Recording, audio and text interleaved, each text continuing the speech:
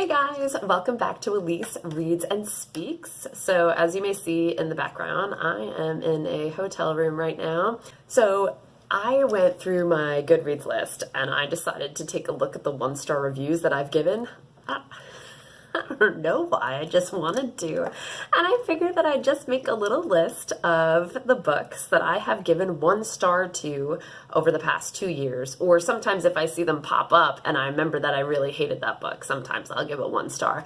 But I thought you would find it interesting to know what I really disliked, because I would be interested to know what you really dislike. So this list is in no particular order. I'm just gonna chalk it on down. I'll tell you something about it, like maybe a reason why I got 1 star. If I can't remember, I'll just plow on through.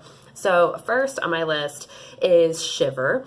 Shiver, man, I remember reading that book and thinking it read like Twilight fan fiction.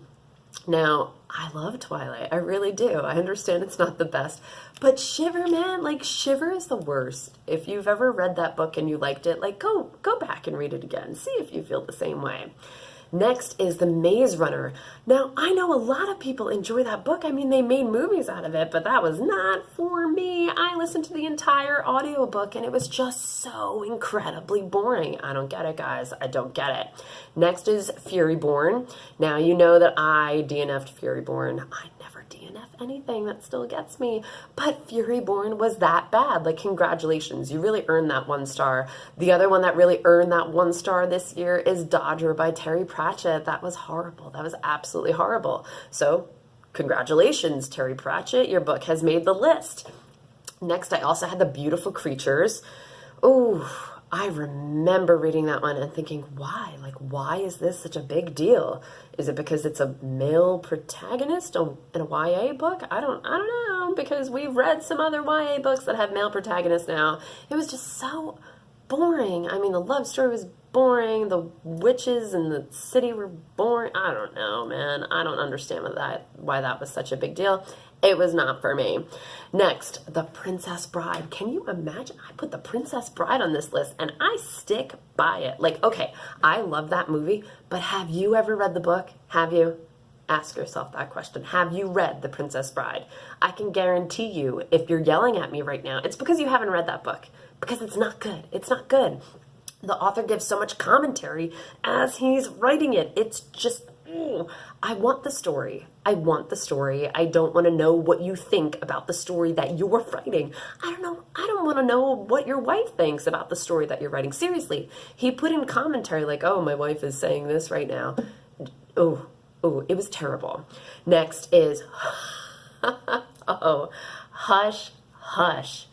Oh, okay. There was like a point in time where I thought that I would like some Fallen Angel books because, full disclosure, I read Fallen by Lauren Kate and I enjoyed it. Listen, I'm not going to stick up for Fallen, okay? Like, Fallen is not a fantastic novel. It is not the great American novel. It's not. I'm fully aware of that fact. It doesn't change the fact that I read it and I was like, yeah, I enjoy this. That was kind of fun. So I went on to Hush Hush. Hush Hush. No. Next, Sam and Ilsa's Last Hurrah. I read that last year and it came off very pretentious, like about these 2 kids that were living in the city, but they just didn't really have a grasp on life. They just came off very snotty. Don't do it. Don't read that one.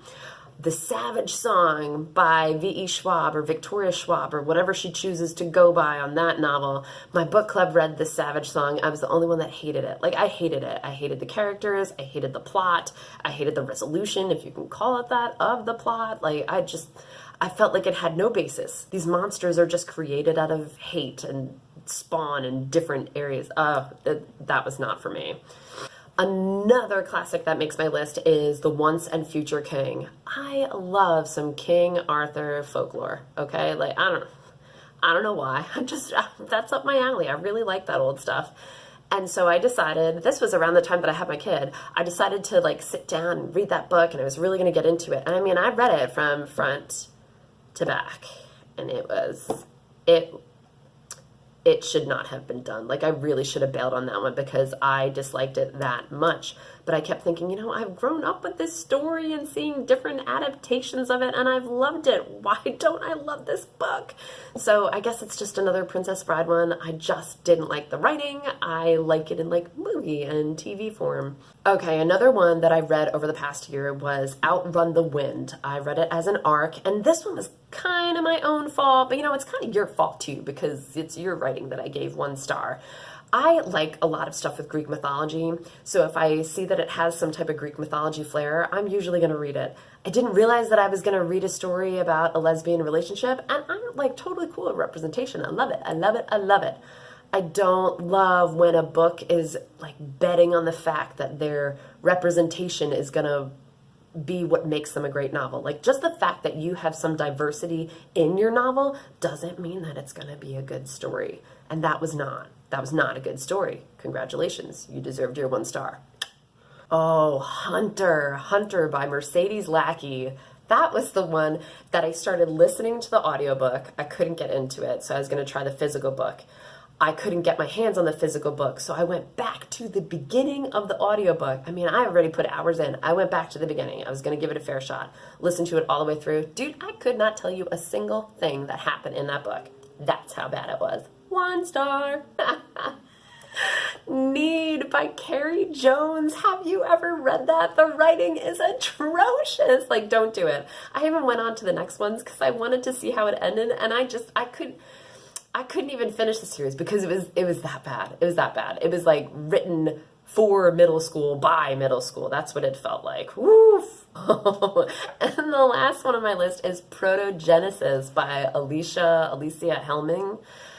Oh, that was atrocious. So that was another one that I fell into the trap of Greek mythology. I just saw that it had a Greek mythology flair, and I was like, right on, I'm gonna read it. Oh, it was terrible. It was terrible. I gave it a 1 star. I wrote this like scathing review on Goodreads because I like really hated it. There were problems with it, and I really hated it. And the author commented on it.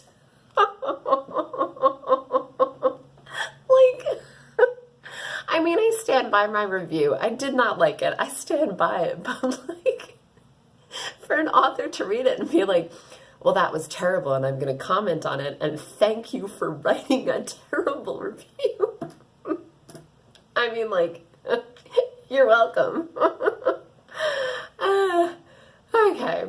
So that was my list of 1 star reviews. Okay, what's yours? Share it with me, all right? You can just post in the comments down below, or if you want to make your own video and just tag me in it and tell me what your 1 star reviews were, great. I'd like to know what's on your list. Thank you for tuning in. I'll catch you next time, guys. Bye.